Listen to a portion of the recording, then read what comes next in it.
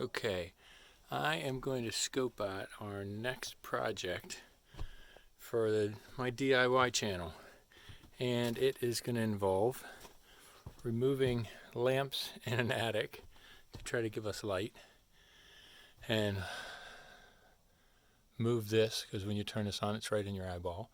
So what I plan on doing is mounting a fixture up there, and this is the kind of light that I'm going to install. It mounts like it's a regular light bulb, so you just put a porcelain bulb socket kind of like this here, and this will shed 8,000 lumens just with one. It takes about, I believe it's 80 watts, so when you turn it on it'll be 80 watts. So I have no electricity over there for the attic to light up anything. I just have this one light over here. I have one of these panel things plugged in now. It gets really bright when you can see, but it hides, so I'm just going to keep a 100-watt bulb there. It's just plugged in right now, and then I'll eventually have another one of these lights in this area to kind of light up this whole section, and then I want to put one way up top there. So I've got my 7-foot ladder. I got to get set up so that I can see if I can reach that, and then I'll try to run some wire. And I want to make it, right now this is on a live circuit. You just pull this to turn it on and off, but I want to tie them all into the switch that's down at the bottom of the stairs, so that when you turn on one switch down there, you light up the whole attic for when you want to come up to do something, whether it's make some repairs or store some things. And so that is our goal right now, and then I'll kind of take you through the stages. And I've also got, that's a fan up there that was the way we bought the house. I'm going to take a look at that to see what's going on, because it looks like something's hanging that shouldn't be, and see what I can do with that while I'm up there. So welcome to the next project. Okay, now you can see my eye level. I am standing on my 7-foot ladder, not on the top step, next to the top, and it's a 7-foot ladder. I'm 6 feet tall, and it puts me pretty close to even with these collar ties. So I plan on mounting my box right here, and then here's an up close and personal look at this other jumbled mess. They just basically left an old humidistat temperature gauge for the fan here, and left an old one there, so I'll have to clean that up. Looks like there's a wire nut missing or two. I'll take a look at that, but then I'll run the wire along this beam down, following the path of that one, and follow it along over to this area. And then I'll have a junction box there to kind of take off to this other side, and then tie in back around the corner where all that light's coming from. So that's my pathway that I plan on doing. Okay, so I've mounted my gang box to the 2x4 going across, and I started looking at this, took the cover off. There was an old one just hanging here. I pulled that off of the rafter. Must be an old one that failed. And this one, once I pulled the wires off, looks like they had bypassed a switch here. So I'm going to need to take a closer look at what is wired and what isn't, because it looks like they're bypassing, whoever did this before is bypassing this switch that's mounted here, that I need more light and some glasses to see exactly what's going on. But that's the next step before I cover this up so that it's more electrically sound. Okay, I've taken a look at the controller here for the fan, and it in fact was a push to test switch, which then I've just bypassed. It was bypassed already. I don't feel a reason to have a push to test anyway, so just got the white wire going to the motor. The black wire is going to the sensor here, and we've just checked it. Don't know what temperature it's set at right now, but I'll have to come back up in the summer and check that. But everything's working, so I'll button it up and let it alone. Okay, now we have our box mounted there.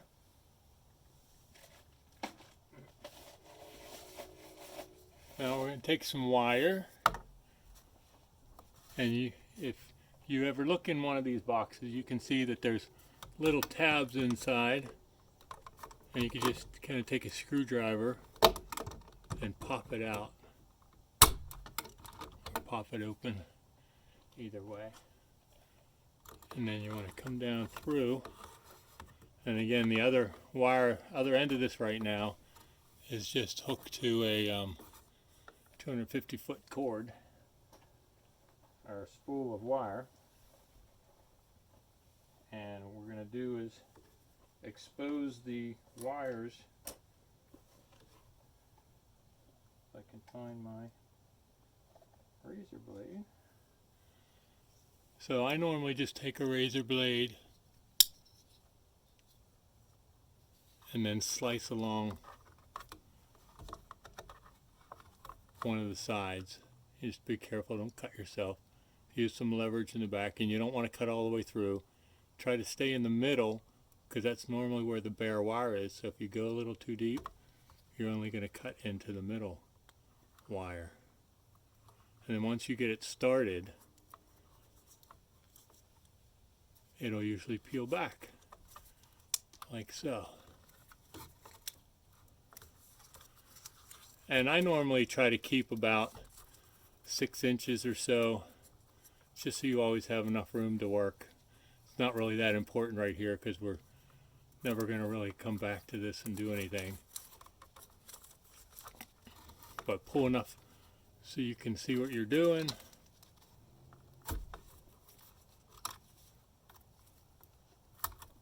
Cut off the excess. Now you're kind of good to go. And you always want to have all that insulation though inside the box. You don't want it the individual wires poking out through. So that gives us our basic wires there. Now we're going to strip those, and what we're going to mount is this guy. This has a pull chain. We won't use it, we'll just make sure it's on. But this is just your basic, this isn't a porcelain one, this is a plastic one. Oh, if you drop it on the floor, it's not going to break on you.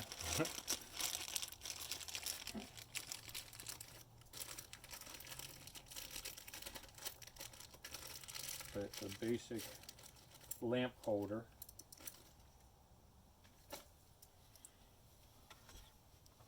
Just your basic socket. And on the back you'll have 2 screws, and the black one always goes to brass and the white one is always going to go to silver. And you see in this case you have a bare wire and there's nothing to connect the bare wire to. Normally if you would have a metal box, you would you could wrap it around and connect to a nail or something to make sure you've got extra ground. In this case I'll just kind of leave it buried in the bottom of the box. We won't use that. Outlets and switches always have a ground wire to them. These do not. So we're going to strip enough so that we can go around that screw.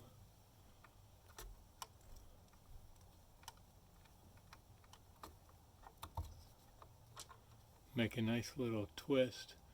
These are strippers I got a long time ago. Some are automatic. This is 14 gauge wire for lighting. That's all you really need. And 12 gauge is a little thicker, and that's what you use more for outlets. And this tool is actually kind of neat because it has this little hole here, and what you can do is use that hole, start the wire through it, and you can turn that, and it gives you a nice loop. So that'll be perfect for around that screw. Same thing with this side. And it gives you like the nice radius so that it goes around the screw without being too wide or too tight.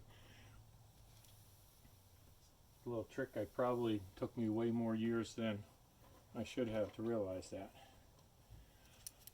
And so now you have now here's another thing.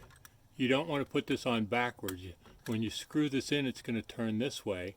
So you want to make sure, and these are flexible enough, you just spin that around the other way. And now you can hook it on. and it's hooked on there. It'll stay pretty much by itself. And then you can just screw it in. If you want, you can always take a, you want to keep a little bit of pressure so it keeps it hooked good. You don't want that squirting out. So you see that's underneath the screw real well. And this one's already aligned the right way. Bend it a little bit just to get it underneath there. You can always take, if you have enough out here, you could take some long nose pliers if you want to squeeze it together for a tighter grip. It's not normally necessary, but if you want to be extra secure, you can do that as well. Okay, so there we have a lamp holder installed. And what I like to do when I'm putting mine in, again, this is going to be sitting straight, so you want to have these bend so they go up in the panel. But you also don't want to just push up on it because they'll push right out of the box. So you can create your own bend here so that when you push up, it'll fold. Now I just have to go get 2 screws, screw it in there, and we're ready to at least add the light and then take our wire along the 2x4s to get to our other locations. Okay, so here's the finished product. 2 screws firmly mounted, and I've already started 2 staples here, and again all my wires just going down right into my 250-foot spool of wire. But here's the light. We're going to go ahead and mount it to that while we're here. Everything's already wired, ready to go. The only downside is we don't know whether or not the switch is on or off. I'm guessing they come off, but I'm not completely sure.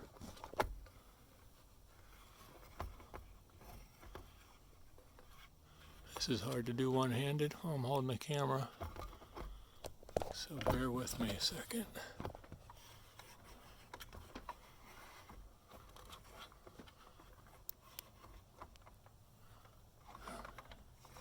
So yeah, you just spin this so it's nice and snug. And now these panels can adjust if you want to not just have it down. So I do want them flared out a little bit.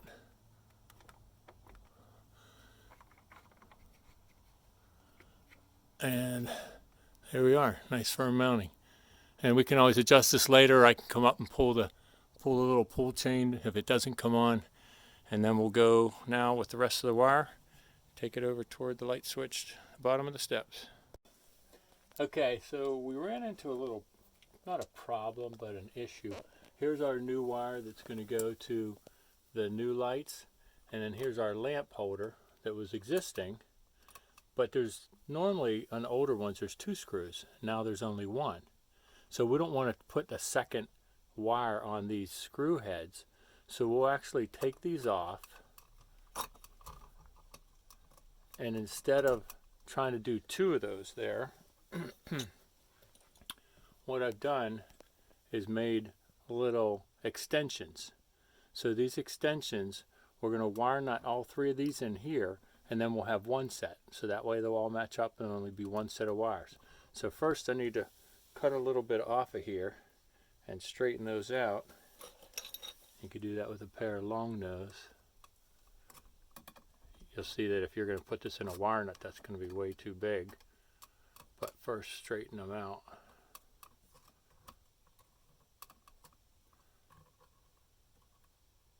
And then you can clip off the extra to make it a reasonable length for the wire nuts.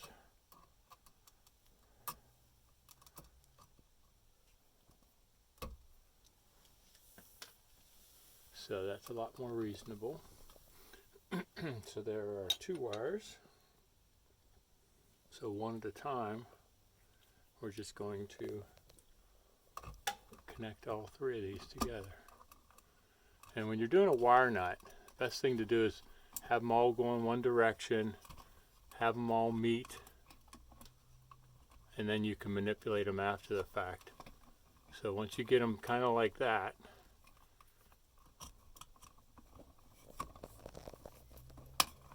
hold them back far enough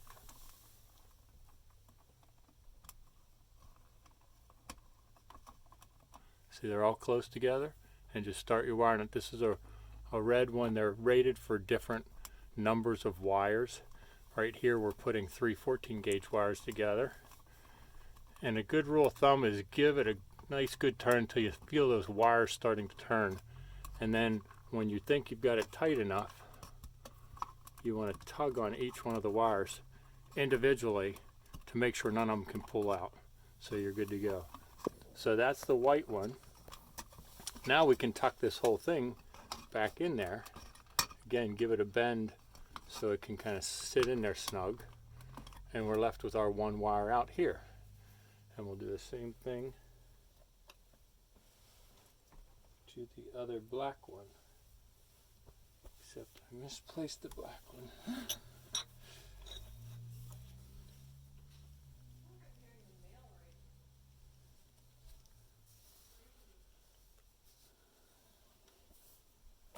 I must have dropped it. Alright, I gotta pause the camera because I lost my other extension. Okay, see, I found my other jumper. It had fallen down onto the floor. So again, we'll take these 3 now.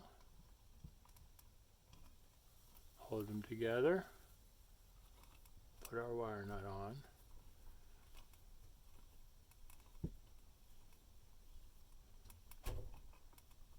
It's good and tight. Pull on each one. Pull on the wire nut. Nothing's going anywhere.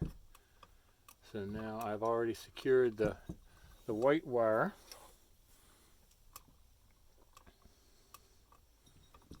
Hook up the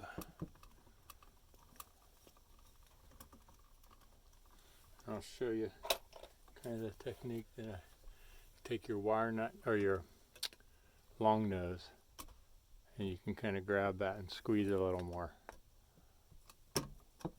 That way you see how it kind of is buried underneath the screw head now. So you don't have to worry about that coming loose as you're screwing it in. Okay, so we're good to go there.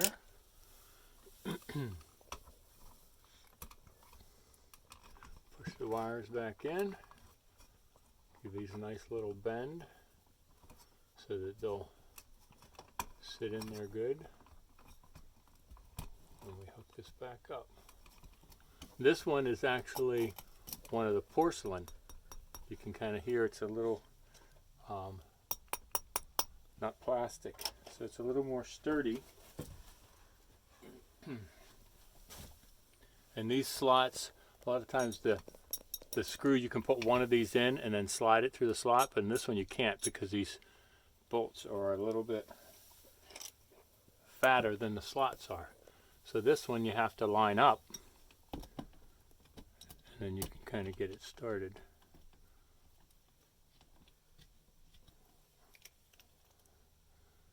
One of the things I don't like is slotted screws, because those are the things that cause cuts on your fingers because you slip off of the screw head. I try to replace them anytime I can, but I don't feel like going in search of a Phillips right now.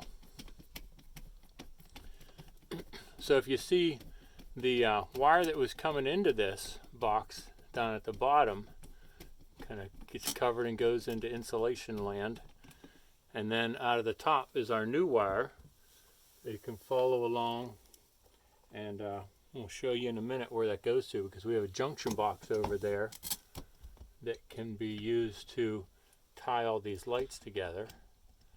Again, this was the original one that was installed. And we're going to tie the other 2 together. Actually, as soon as, well, I can't. I was going to say we could test the other light up in the ceiling, but we didn't actually connect them yet. I have to disconnect one more wire from a live box. We have to turn the breaker off to be able to get at it.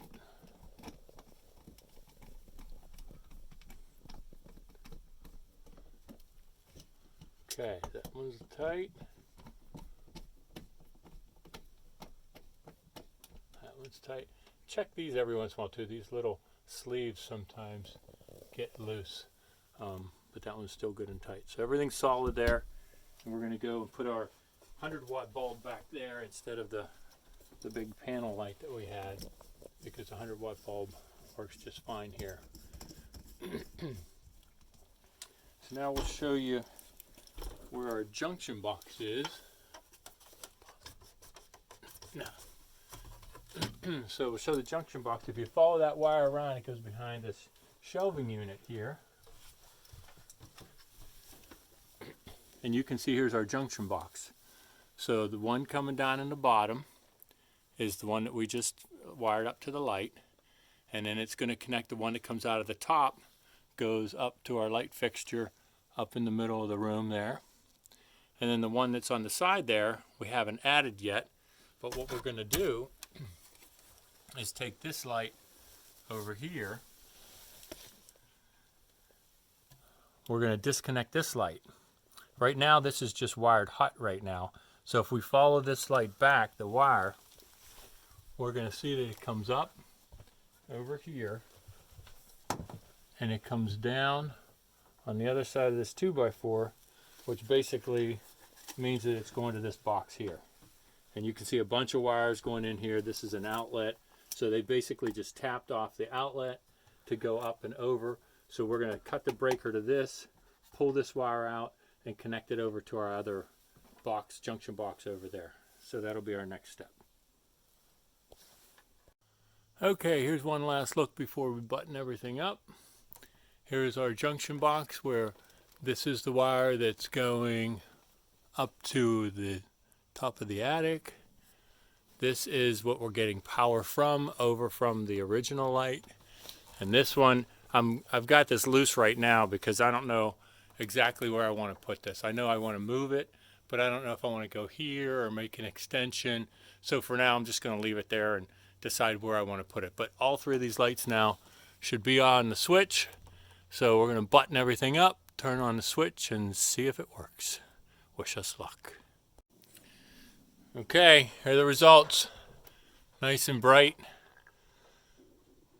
Shout out to my helper Jimmy for the videographer and helping me find things when I drop them.